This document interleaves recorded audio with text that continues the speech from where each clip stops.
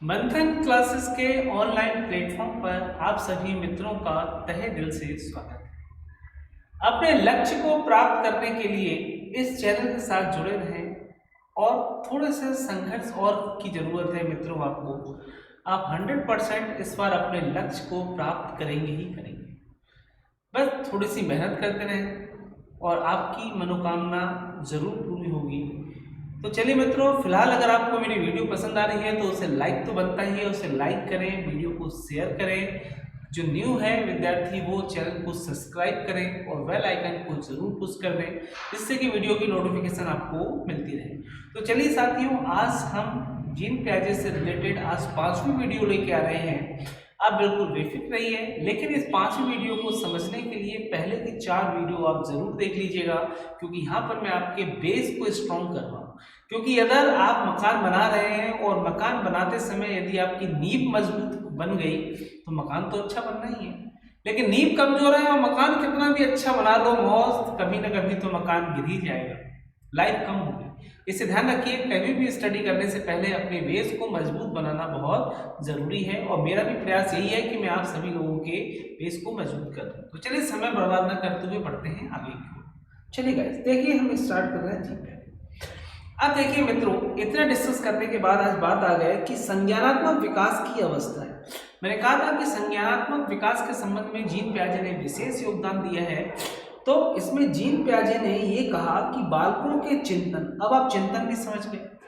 चिंतन को मैंने बताया, याद होगा तो मैंने कहा था कि चिंतन करने के लिए स्कीम्स की भी जरूरत है, स्कीमा की भी जरूरत है, स्कीमेटा भी है, मेंटल स्ट्रक्चर और मेंटल ऑपरेशन पे मैं पूरी चर्चा कर चुका हूँ, पुराने वीडियो में है, एक बार देख लीजिएगा।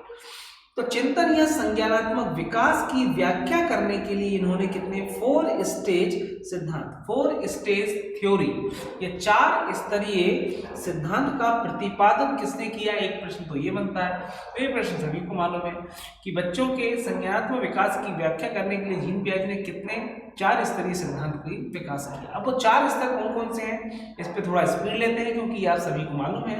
पहला है संवेदी पेशीय अवस्था, सेंसर मोटर स्टेज।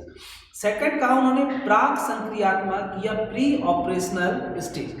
अब मित्रों ध्यान रखना, यहाँ पर थोड़ा सा इस वर्ड में आप इंग्लिश से याद रखना, क्योंकि इसके मैं अभी पार्ट जब करूंगा, छोटे छोटे पार्ट में डिवाइड करूंगा, तो वहां पे ये इंग्लिश वर्ड ही आपकी हेल्प करेगा। प्री ऑपरेशन है तो प्री ऑपरेशनल याद रखिएगा, क्योंकि प्री शब्द जो है, प्राक शब्द जो है आपको कई जगह मिलेगा, लेकिन इंग्लिश में ध्यान रखिएगा प्री भी मिलेगा, लेकिन हम पकड़ेंगे कहाँ से, ऑपरेशनल से। यहाँ से वर्ड चेंज होंगे और अर्थ बदलता हुआ चला जाएगा। सेकंड है प्री ऑपरेशनल।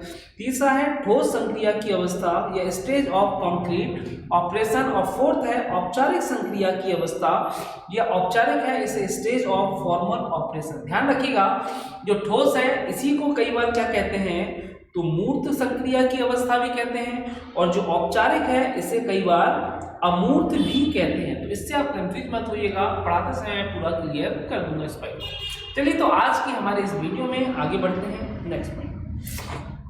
सबसे पहले आज हम डिस्कस कर रहे हैं संवेदी पेशी अवस्था, सेंसर मोटर स्टेज।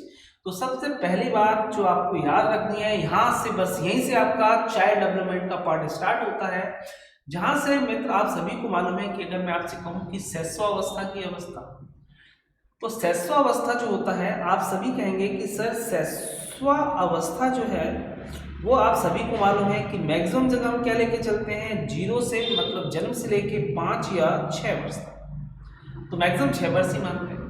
अब 6 वर्ष में देखो, 6 वर्ष का डिस्ट्रीब्यूशन करूंगा तो एक हो गया 0 से 2, एक हो गया 2 से 4 और एक हो गया 4 से 6। ये 0 से 2 है ना, यही कहलाती है पूर्व शैशवावस्था, 2 से 4 कहलाती है मध्य शैशवावस्था और 4 से 6 कहलाती है उत्तर शैशवावस्था। और ये जो अवस्था है इससे रिलेटेड कई बार प्रश्न आते हैं, जीन पियाजे शब्द भले ना जोड़े वो, लेकिन वो पूछ देता है कि यह गुण बालकों में विकसित होगा किस महीने में या किस अवस्था में। तो चाहे शैशवावस्था हो, चाहे बाल्यावस्था हो, चाहे किशोरावस्था हो, इस पूरी पे जीन पियाजे ने चर्चा की है। ठीक है मित्रों, लेकिन जीन पियाजे ने इसमें इन बातों पे चर्चा नहीं की, उन्होंने तो समय दिया है कि इस समय में बालकों में इन गुणों का विकास होगा, जो हमने पीछे पढ़ा था, स्कीमा, स्कीमेटा, संरक्षण, है ना, ये सब गुण किस माह में बालकों में विकसित होगा, इस पे हम चर्चा करने जा रहे हैं। तो पहली अवस्था, यह अवस्था जो है वो कब से कब तक है, ध्यान रखो, जन्म से 2 साल तक, मतलब जन्म से लेकर 0 से लेकर 2 वर्ष तक का जो टाइम पीरियड है वो किसका है, संवेदी पेशीय अवस्था। इस अवस्था में शिशुओं में अन्य क्रियाओं के अलावा शिशु कई सारी क्रिया करता है, बहुत सारी क्रिया, 0 से 2 वर्ष। अब ध्यान रखो, अपने पड़ोस के, अपने घर के 2 वर्ष के बच्चों को देखो, वो कई सारी क्रियाएं करते हैं, लेकिन इसके अलावा शारीरिक रूप से चीजों को इधर उधर करना, वस्तु को उठाया, मम्मी का मोबाइल उठाया और मम्मी का मोबाइल उठाएगा, उठा के उधर रख देगा, है ना, ये पापा की कोई वस्तु उठा के उधर से उधर रख देगा, बर्तन उठा के उधर से उधर फेंक देगा, खिलौने उठा के एक रूम से दूसरे रूम पर रख देगा। तो ये वस्तुओं को क्या कर रहा है, इधर उधर कर रहा है। साथ ही साथ वो वस्तुओं की पहचानने की कोशिश भी करता है कि ये मेरा खिलौना है, ये बर्तन है, ये फल है, ये सब्जी है, ये पहचानने की कोशिश भी इसी अवस्था में है। फिर इसी अवस्था में किसी चीज को पकड़ना, मम्मी ने कहा बेटा कटोरी लिया, तो वो कटोरी लाता है, ठीक है। और यही वो अवस्था है कि बच्चा जब शुरुआत में है, जब मैंने आपको समझाया था एडॉप्टेशन कि बालकों में एक जन्मजात प्रवृत्ति होती है वातावरण के साथ समायोजन करने की, तो प्रारंभ में बच्चा क्या करता है, किसी भी वस्तु को उठा के माउथ में रखता है, और वही प्रक्रिया क्या थी, एडॉप्टेशन। और एडॉप्टेशन का कौन सा पार्ट था, याद करो, एसिमिलेशन। मैंने बताया था ना कि एडॉप्टेशन क्या है, तो बालकों में एक जन्मजात प्रवृत्ति होती है जिसके माध्यम से वो वातावरण के साथ समायोजन करता है। और ये जो एडॉप्टेशन होता है, इसकी 2 प्रक्रिया होती है, एक होता है एसिमिलेशन, दूसरा होता है एकोमोडेशन। एसिमिलेशन जैसे कि बच्चा किसी वस्तु को उठाकर मुंह में रखता है और उसको खाने के रूप में तुलना करता है, तो वो क्या कहलाएगा, आपका एसिमिलेशन। तो यही वो अवस्था है कि बच्चा इसमें वस्तुओं को मुंह में डालकर उसका अध्ययन करने की कोशिश करता है। तो यहाँ से कई सारे पॉइंट कि कई सारी क्रियाएं शिशु करता है, लेकिन शारीरिक रूप से वस्तुओं को इधर से उधर करना, वस्तुओं को पहचानना। अब वस्तुओं को इधर से उधर करेगा तो बिना पकड़े तो करेगा नहीं, पकड़ेगा, और कई वस्तुओं को मुंह में डालकर उसका अध्ययन करने की जो व्यवस्था है वही क्या है आपकी, तो ये पूरी व्यवस्था यहाँ पर होती है साथ। अब यहाँ पर एक चीज समझिएगा कि इस अवस्था में शिशुओं में बौद्धिक विकास या संज्ञानात्मक विकास निम्नांकित 6 अवस्थाओं से, 6 उप अवस्थाओं से। तो जीन पियाजे का पूरा सिद्धांत किस पर है, संज्ञानात्मक विकास। संज्ञान मतलब ब्रेन से संबंधित, तो इसी को कई बार कहा जाता है बौद्धिक विकास।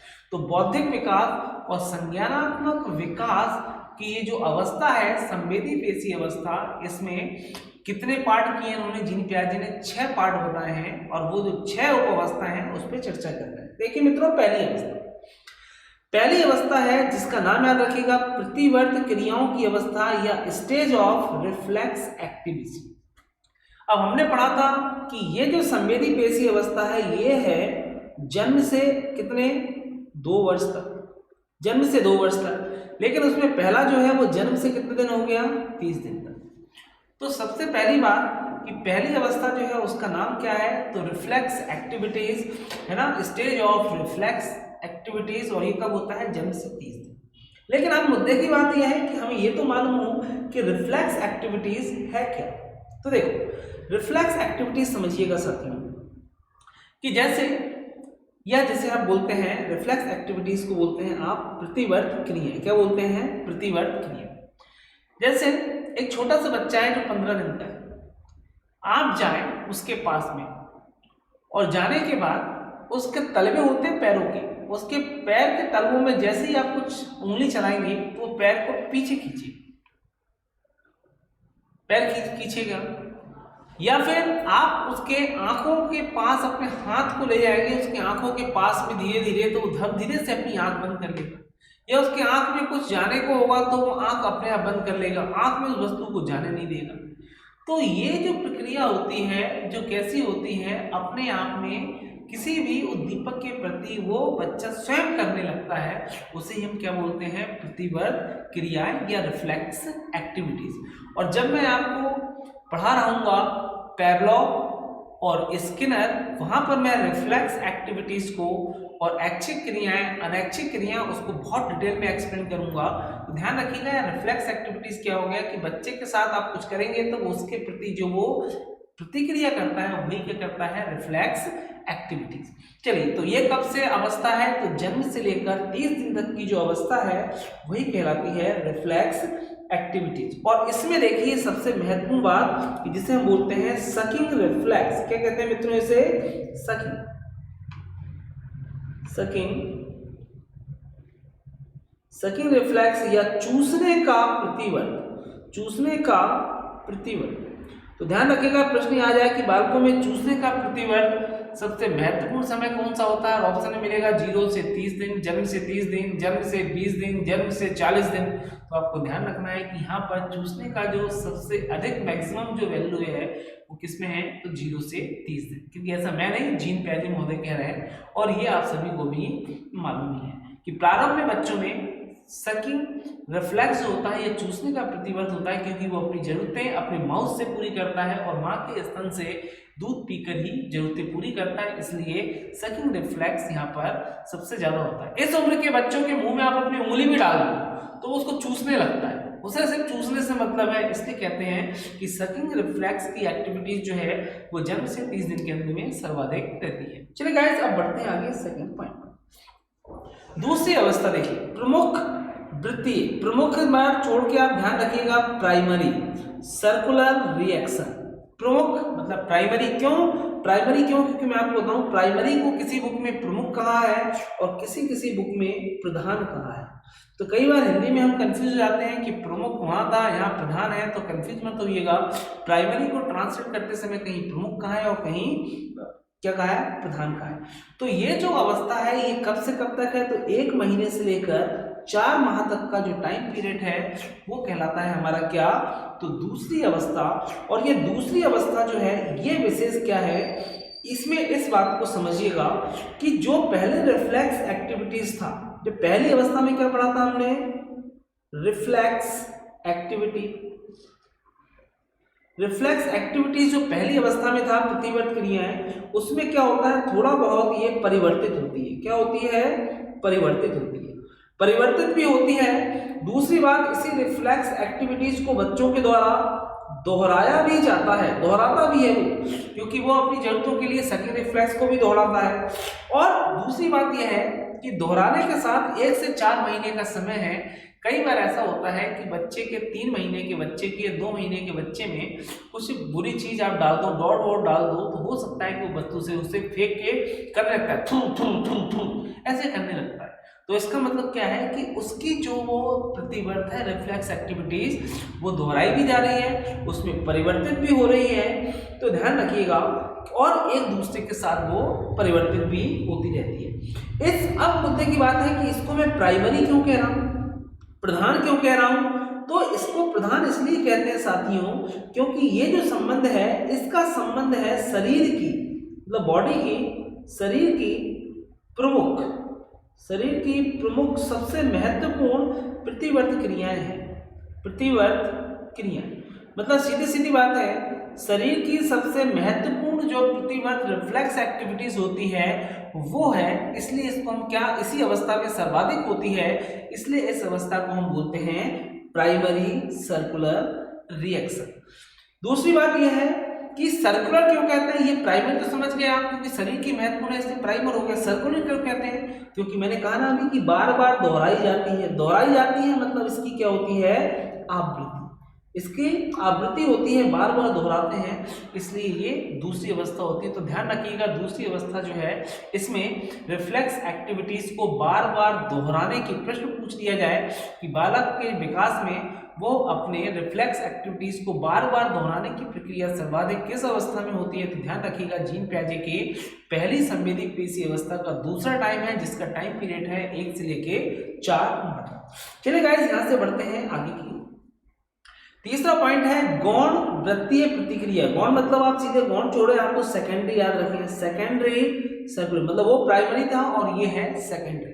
सेकेंडरी का पहला देखो, सबसे पहले संवेदी पेशी अवस्था है, जन्म से कब तक? तो जन्म से ये है 2 वर्ष तक। इसमें पहली अवस्था जो थी वो हमने देखा, जन्म से कब तक देखा हमने? 30 दिन। फिर दूसरी अवस्था जो हमने देखा उसको देखा हमने 1 माह से कहां तक? 4 माह तक। और अब ये जो तीसरी अवस्था आ गई, ये 4 माह से लेकर कब तक?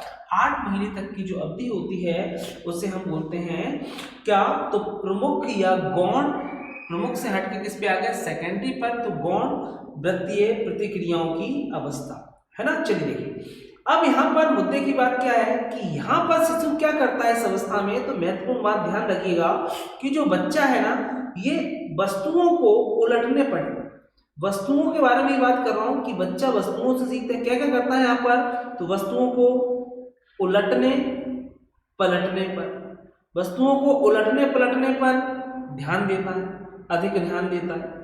वस्तुओं को अब वो थोड़ा सा एक्टिव होता है, उसके हाथों में मांसपेशियों में दम आ जाती है, तो वस्तुओं को पकड़कर उसका अध्ययन करके उसको उलटने पलटने में इस पे ध्यान ज्यादा देने लगता है। दूसरा, जब उलट पलट रहा है तो इसका मतलब छूने पर भी बहुत ध्यान देता है, छूने पर ध्यान, तो किसी वस्तुओं को छूने पर ध्यान दे या वस्तुओं को उलटने पलटने में सर्वाधिक ध्यान जो प्रारंभ होता है वो अवस्था कौन सी है, तो वस्तुओं को छूने की, वस्तुओं को उलटने पलटने के की जो अवस्था है वो अवस्था कौन सी है साथियों, तो वो संवेदी पेशी अवस्था ही है।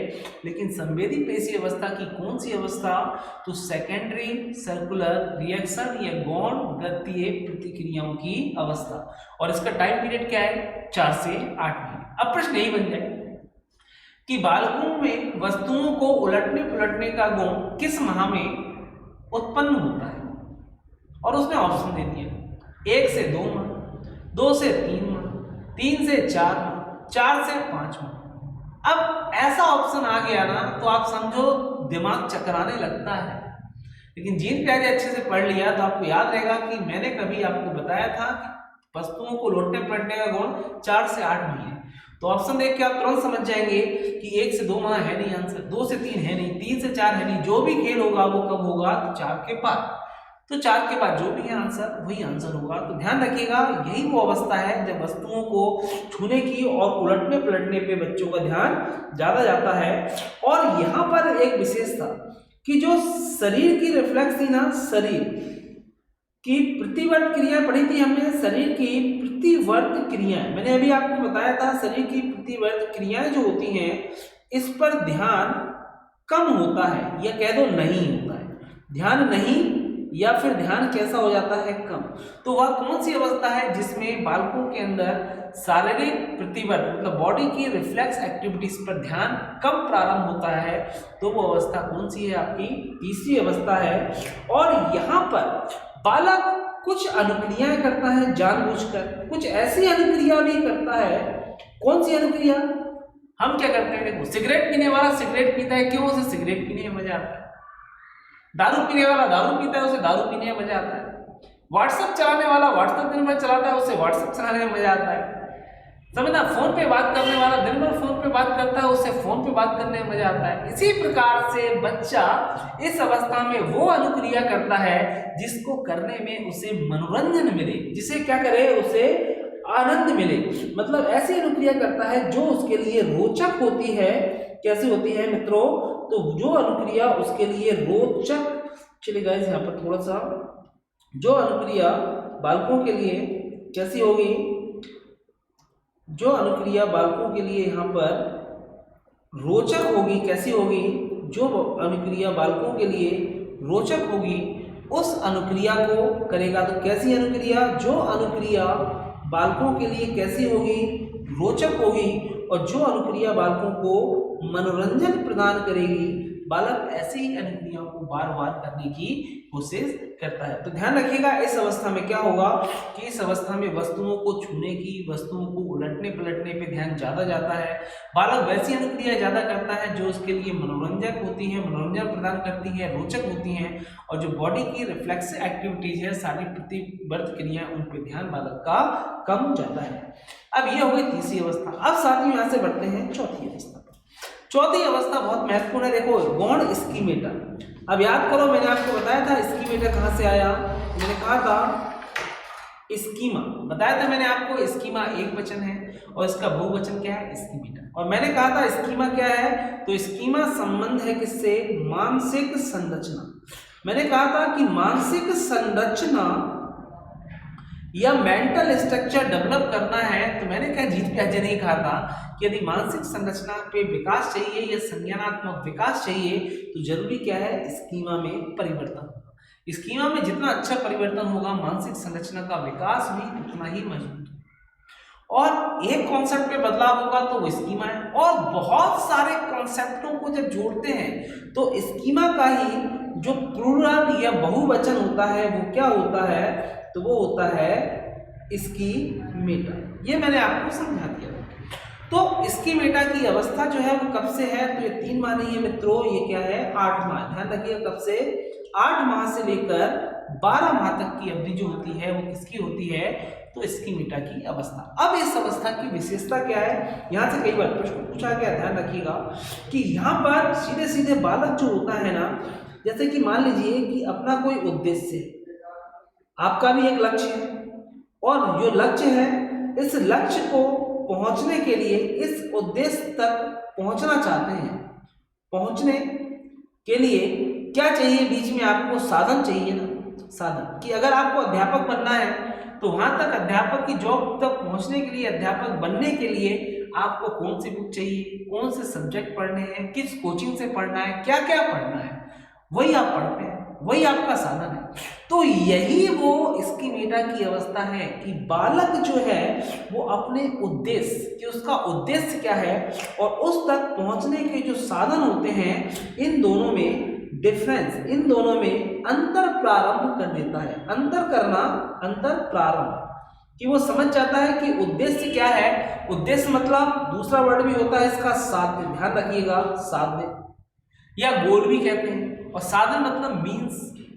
ठीक है, अब प्रश्न ऐसे आया कि वह बालक की कौन सी अवस्था है, या बालक की निम्न में से कौन सा उम्र है कि जिसमें बालक अपने उद्देश्य या साध्य और साधन, बालक साध्य और साधन के मध्य अंतर करना प्रारंभ कर देता है। क्या देखिए प्रश्न कितना शानदार बन गया, साध्य और साधन। तो साध्य क्या हो गया, उद्देश्य हो गया, साधन क्या हो गया, माध्यम हो गया। तो साध्य और साधन के मध्य में अंतर करना प्रारंभ करता है, वो कौन सी उम्र है, और ऑप्शन दे दिया उसने 4 से 6 माह, फिर दे दिया उसने 6 से 8 माह, फिर दे दिया 8 से, फिर दे दिया 8 से 10 माह, और फिर दे दिया उसने कि 12 से 14 माह। तो आप खुद समझो ये क्वेश्चन अपने आप में कितना कठिन हो गया। अगर आपने चीज को समझ लिया तो आप बिल्कुल सही आंसर देंगे कि उद्देश्य और लक्ष्य, जो लक्ष्य है और उसको पहुंचने तक के जो साधन है, ये साध्य और साधन, इन दोनों के बीच जो डिफरेंस है, इसका अंतर प्रारंभ कब होता है, तो बॉन्ड स्कीमेटा की अवस्था, उसका टाइम पीरियड क्या है 8 से 12 माह। तो इसलिए हमारा आंसर क्या सही हो गया मित्रों। चलिए, एक तो ये ध्यान रखिएगा। दूसरा सबसे महत्वपूर्ण पॉइंट, यही वो अवस्था है कि जहां पर बालक, जो कई बार पूछा गया है कि यहां पर बालक अनुकरण, और ये प्रश्न आप सभी को मालूम है कई बार पूछा गया है कि बालक में अनुकरण प्रारंभ कब से होता है। तो देखिए, अनुकरण समझ रहे हैं ना, कि अगर एक व्यक्ति के कार्य को देखकर उसी के आधार पर बच्चा दूसरा कार्य करता है, जैसा सामने वाला करता है बच्चा उसको देखता है और उसी के प्रकार वो काम करने लगता है। अगर उसने देखा कि घर के पापा मम्मी हैं वो दिन भर लड़ रहे हैं, तो वो भी लड़ने का गुण विकसित होता है। अगर वो देख रहा है कि माता पिता में, परिवार के सदस्य में बहुत प्यार है, तो उसके अंदर भी यही गुण होता है, वो भी जीवन से ऐसा ही सीखता है। अगर बच्चे ने देखा कि प्रश्न यही आ गया कि एक बच्चे ने अगर देखा कि घर में पूरा धार्मिक माहौल है, सुबह उठ के सबसे पहले सब नहाते हैं, नहाने के बाद चाहे रामायण हो, चाहे गीता हो, चाहे कोई सा भी धार्मिक ग्रंथ हो, उसका पहले अध्ययन करते हैं, उसके बाद ही फिर भोजन करते हैं। ऐसा बच्चा ने देखा, तो शुरू से अगर बच्चा ऐसा देख रहा है तो वो उसी चीज का अनुकरण करता है, और ऐसे बच्चे में ऐसा ही गुण विकसित होता है। तो ये जो अनुकरण है, अब प्रश्न ये है कि अनुकरण करने की क्षमता का विकास किस अवस्था से होता है, और ऑप्शन यही चारों दे दिए, तो फिर मरे हम यहाँ पर। तो ध्यान रखिएगा, अनुकरण का गुण भी कब स्टार्ट होता है, तो ऑप्शन के अकॉर्डिंग 8 से 10, नहीं तो आप ध्यान रखिएगा 8 से 12 महीने। तो 2 पॉइंट ध्यान रखिएगा, 2 बहुत महत्वपूर्ण पॉइंट है स्कीमेटा के। चौथी अवस्था है, क्या महत्वपूर्ण है कि साधन और साध्य के मध्य अंतर करना प्रारंभ इसी अवस्था से करता है। और दूसरी महत्वपूर्ण बात क्या है कि अनुकरण करने का गुण जो प्रारंभ होता है वो कब से होता है, तो 8 से 10 माह में, इससे हम इसे कहते हैं। चलिए, और जो अनुकरण करता है उसी को एक जगह से दूसरी स्थिति में ट्रांसफर भी करता है, सामान्यीकरण भी करता है, जनरलाइजेशन भी करता है। मतलब अपने घर में अगर वो पाठ कर रहा है तो दूसरी जगह कहीं गया है तो वहां भी उस प्रकार का वो काम करता है, या दूसरी परिस्थिति में भी वैसा ही काम करता है। ध्यान रखिएगा, चौथी अवस्था जो है इसकी 2 पॉइंट बहुत महत्वपूर्ण है। एक है आपका साधन और साधक के बीच का अंतर, और दूसरा पॉइंट है अनुकरण करने का गुण यहीं से प्रारंभ होता है। चलो साथियों, बढ़ते हैं आगे। नेक्स्ट पॉइंट, पांचवी अवस्था जो है इसे कहते हैं तृतीय, मतलब ट्राइटरी सर्कुलरी रिएक्शन, है ना। अब ये जो टाइम है वो है 12 माह से कब 18 महीने तक। अभी हमने पढ़ा था 8 से 12 माह, और ये हो गया 12 से लेके 18 महीने तक, ये है पांचवी अवस्था। तो यहाँ पर अब यहाँ से देखिए सबसे महत्वपूर्ण प्रश्न। अब देखो एक प्रश्न आ गया, अगर आपसे पूछा गया कि प्रयत्न एवं त्रुटि का विकास बालकों में कब होता है, तो अगर मैंने कहा आपसे trial and error, trial and error, तो जैसे ही ट्रायल और एरर मेथड की मैं बात करूं, विधि की, या प्रयत्न एवं त्रुटि, है ना, प्रयत्न एवं त्रुटि विधि, तो प्रयत्न और त्रुटि विधि देखकर सभी बच्चों के मन में लार टपकने लगता है कि प्रयत्न और त्रुटि मतलब थोंडाई का है। तो वो तो सही कह रहे हो आप, टपकना जरूरी है, लेकिन अब ऑप्शन में थोंडाई भी नहीं है। उसने ये पूछ लिया कि बालकों में प्रयत्न और त्रुटि के माध्यम से सीखने की व्यवस्था कब से प्रारंभ होती है, किस माह से, और फिर ऑप्शन उसने वही दे दिया 4 से 6 माह, दूसरा ऑप्शन दे दिया 6 से 8 माह, फिर दे दिया 10 से 12 माह, और फिर दे दिया 14 से 16 माह। ठीक है, 10 से 12 माह और 14 से 16। तब ये क्वेश्चन फिर अपने आप में कठिन हो गया, क्योंकि 10 से 12 तो होगा नहीं, तो आंसर क्या आएगा, 14 से 16 ही इसकी कैटेगरी में आ रहा है ना। 12 से आगे बढ़ेंगे तो 13 और 14 भी आएगा, और इसी के बीच में क्या आएगा, 16। तो यहां पर इसलिए ध्यान रखना है कि ये जो अवस्था है पांचवी अवस्था, ये इसमें माध्यम से कि बालक जो वस्तुओं के गुणों को सीखता है ना, किसके गुणों को, तो वस्तुओं के गुणों को, वस्तुओं के गुणों को बालक प्रयत्न और त्रुटि के माध्यम से किस अवस्था में सीखता है। तो पहला आंसर संवेदी पेशी अवस्था भी सही है, दूसरा आंसर इनकी जीन प्यारी की पांचवी अवस्था भी सही है, तीसरी अवस्था अगर वो पूछ ले किस अवस्था में, तो इसका एक आंसर और बन जाएगा शैशवावस्था भी सही है, शैशवावस्था, क्योंकि शैशवावस्था कब है, तो 0 से 6 वर्ष, ये भी आंसर सही हो जाएगा। और उसने ऑप्शन बदल दिया, कैसा कर दिया, शैशवावस्था छोड़ के उसने कर दिया पूर्व शैशवावस्था, मध्य शैशवावस्था, तो इसका आंसर क्या हो जाएगा, पूर्व शैशवावस्था, क्योंकि आपको मालूम है पूर्व शैशवावस्था कब होता है, तो जन्म से लेकर 2 वर्ष तक। तो देखो कॉन्सेप्ट एक ही है मित्र, लेकिन इसका उपयोग एग्जाम में कैसे कर रहा है, इसके अकॉर्डिंग आप अपने मेमोरी में स्ट्रक्चर डेवलप करें कि वहां पर आंसर आपका सही होना चाहिए। ध्यान रखिएगा, जीन प्यारी ने कहा था कि 12 से महीने से 18 माह की अवस्था जो है वो पांचवी अवस्था है, जिसका नाम है तृतीय वृत्तीय प्रतिक्रियाओं की अवस्था, और इसी में बालक जो है वस्तुओं के गुणों को प्रयत्न एवं त्रुटि के माध्यम से सीखता है। तो एक तो पॉइंट ये ध्यान रखिएगा। दूसरा यहाँ पर एक पॉइंट याद रखिएगा कि यहां पर उत्सुकता अभिप्रेरक, उत्सुकता अभिप्रेरक। अब अभिप्रेरक क्या है, ये मोटिवेशन के पॉइंट में और चर्चा करेंगे। अभिप्रेरक मतलब किसी चीज को जानने के लिए उत्सुक रहना। इस बच्चे में वो जानना चाहता है कि ये वस्तु ये क्या है, ये क्या है, ये क्या है, बच्चा हर चीज जानना चाहता है। तो ये जो जानना चाहता है ये हो गई उत्सुकता, लेकिन उत्सुकता का अभिप्रेरक सर्वाधिक प्रबल किस अवस्था में होता है, तो ध्यान रखिएगा संवेदी पेशी अवस्था में, और वो भी कौन सी, तो पांचवी अवस्था 12 माह से लेकर 18 माह। इस उम्र के बच्चे को देखना, आप कई चीजों को जानने की कोशिश करता है। और यहाँ पर एक तीसरा पॉइंट और देख लीजिएगा, वस्तु जितने भी हैं वस्तुओं को ऊपर से नीचे गिराकर अध्ययन करना, ऊपर से नीचे गिराकर अध्ययन करना, गिराकर अध्ययन। तो एक प्रश्न ये बनता है कि बालकों के विकास में वस्तुओं को ऊपर से नीचे गिराकर अध्ययन करने की विशेषता किस अवस्था की है, तो ये भी पांचवी अवस्था है। क्यों, क्योंकि आप देखो अगर 12 से 18 महीने के बच्चों के लिए आप एक बॉल दोगे और बच्चे ने एक बॉल को फेंक दिया बिस्तर से, आप उसे उठा के जैसे उसके हाथ में दोगे वो मुस्कुराता है, वो फिर ऐसे फेंक देता है, फिर आप उठा कर दें तो वो फिर फेंक देता है। तो ये जो वस्तुओं को उठाकर, गिराकर, पटककर जो अध्ययन करने के जो गुण है वो किस अवस्था की है? तो पांचवी अवस्था, जिसे तृतीय वृत्तीय प्रतिक्रियाओं की अवस्था बोलते हैं। और ये 12 माह से लेकर कब तक है? तो 18 माह तक का समय है मित्रों यहाँ पर। चलिए अब यहाँ से बात करते हैं अब इसके लास्ट पॉइंट पर, और अब हमारी है छठवीं अवस्था, जिसका नाम है मानसिक संयोग द्वारा नए साधनों की खोज की अवस्था, और ये है 18 से 24 तक। यहां पर क्या है? तो देखिए, पहले क्या होता था कि बालक क्या करता था कि वस्तुओं के बारे में जो चिंतन करता है, बालक जितनी भी वस्तुओं के बारे में चिंतन करता है, जो अनुक्रिया करता है, वो पहले बालक नहीं करता था। मतलब सीधे सीधे मैं ये कह सकता हूं कि यदि कोई वस्तु है, एक कॉन्सेप्ट होता है मूर्त और एक कैसा होता है अमूर्त। पहले क्या होता था कि यदि बालक को कोई वस्तु दिखाई दे रही है, अगर कोई वस्तु को वो देख रहा है, तभी वो उसके बारे में क्या कर रहा है? अनुक्रिया करना प्रारंभ करता है, वस्तुओं के प्रति अनुक्रिया। ठीक है, कैसी अनुक्रिया?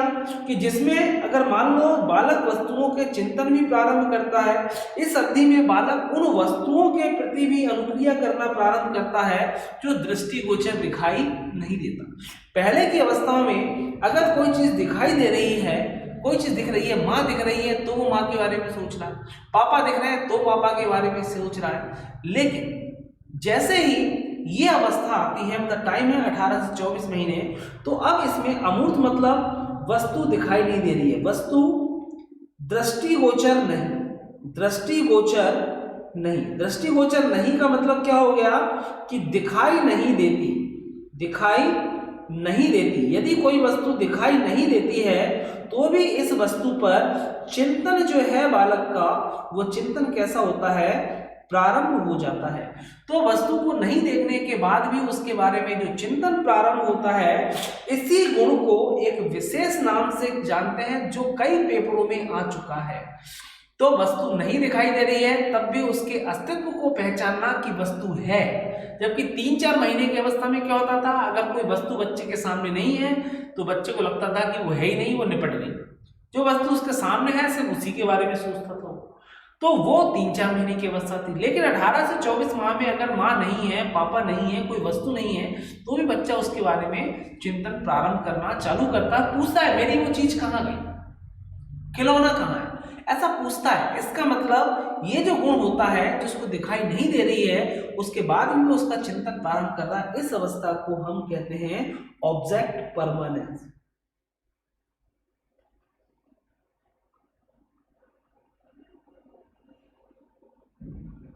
ऑब्जेक्ट परमानेंस ये कई बार पेपर में पूछा गया है कि वस्तु स्थायित्व, वस्तु स्थायित्व गुण। तो ध्यान रखिएगा, वस्तु स्थायित्व का गुण जो है, मैं जब क्वेश्चन करा रहा हूं तो आपको देखना कई पेपरों में इस प्रश्न को पूछा गया है कि वस्तु स्थायित्व का गुण जो है वो बालकों में किस अवस्था में? तो एक तो संवेदी पेशीय अवस्था का भी आंसर सही हो गया, दूसरा आंसर छठवीं अवस्था जीन प्याजे के अनुसार वही भी सही है, चौथा आंसर अगर उसने दे दिया मानसिक संयोग द्वारा नए साधनों की खोज, तो ये आंसर भी सही है। फिर अगला ऑप्शन में ऑप्शन बदल दिए उसने और उसने कह दिया कि शैशव अवस्था, तो शैशव अवस्था भी आंसर सही है। उसने कह दिया पूर्व शैशव अवस्था, तो ये भी है। मतलब वस्तु स्थायित्व का गुण कब कब विकसित होगा, तो वो देखो कोई भी आंसर आ जाए आप घबराना मत, क्योंकि मित्रों सीधे सीधे समझ के ऊपर के आंसर है। अगर मैं कहूँ पूर्व शैशव अवस्था में गुण विकसित होता है, पूर्व शैशव अवस्था, तो यहाँ पर मेरा ये भी आंसर सही है। अगर मैंने कह दिया शैशव अवस्था, सिर्फ शैशव अवस्था, तो भी मेरा ये आंसर सही हो गया कि वस्तु स्थायित्व का गुण कब हुआ? शैशव अवस्था। मैंने कह दिया ऑप्शन अगला दे दिया क्या कि जीन प्याजे की, है ना, जीन प्याजे के बारे में, जीन प्याजे की कौन सी अवस्था? तो जीन प्याजे की छठवीं अवस्था, तो भी आंसर सही हो गया। मैंने कह दिया क्या, एक ऑप्शन और दे दिया संवेदी पेशीय अवस्था, संवेदी पेशीय अवस्था, तो भी आंसर सही है। ठीक है, और ये भी दे दिया एग्जामिनर ने कि बालकों में वस्तु स्थायित्व का गुण किस माह में प्रारंभ होता है, और उसने कह दिया 4 से 8 माह, फिर कह दिया उसने 8 से 12 माह, फिर कह दिया उसने 12 से 16 माह, और फिर कह दिया उसने कि 16 से 20 माह। तो यहाँ पर भले हमने क्या कहा है 18 महीने, आपको लग रहा होगा सर इसमें 18 से कम आ रहा है 16, लेकिन अब एग्जाम में जो 4 ऑप्शन दिए हैं आंसर उसके अकॉर्डिंग देना पड़ेगा। तो ऐसी स्थिति में ये हमारा है नहीं, ये है नहीं, ये है नहीं, तो मनोविज्ञान में प्रश्न करने का तरीका यही है कि जो सही नहीं है उसको हटा दो, सही आंसर अपने आप मिल जाएगा। तो बचा क्या ये हमारा आंसर। तो चीज एक है, इसको पूछने के तरीके मित्रों कई सारे हैं, इसलिए झीन प्याजे मैं आपको बिल्कुल डिटेल में लेके चल रहा हूँ कि आप एग्जाम हॉल में बैठे तो कहीं भी आपको दिक्कत ना हो। तो ध्यान रखिएगा कि ये छठवीं अवस्था में ऑब्जेक्ट परमानेंस का जो गुण होता है, वस्तु स्थायित्व का गुण है, वो किस अवस्था में, तो छठवीं अवस्था में यहाँ पर प्रारंभ होता है। मित्रों ये थी हमारी आज की क्लास। यदि आप लोगों को मेरी वीडियो पसंद आ रही हो तो लाइक तो बनता है यार, और वीडियो को शेयर भी करो, और जो नए विद्यार्थी हैं वो चैनल को सब्सक्राइब करें और बेल आइकन को जरूर दबाएं। और यदि आप लोगों को कोई डाउट हो तो उसे आप कमेंट्स बॉक्स में दे दीजिएगा, मैं उस पर भी बात करूंगा किसी न किसी तरीके से। और चलिए मित्रों, आप सभी अपने लक्ष्य की ओर बढ़ते रहें और जल्दी से अपने लक्ष्य की प्राप्त करें, यही ईश्वर से आपके लिए कामनाएं करता हूं। मिलेंगे नेक्स्ट वीडियो में, तब तक के लिए अलविदा मित्रों। Thank you very much, all the best.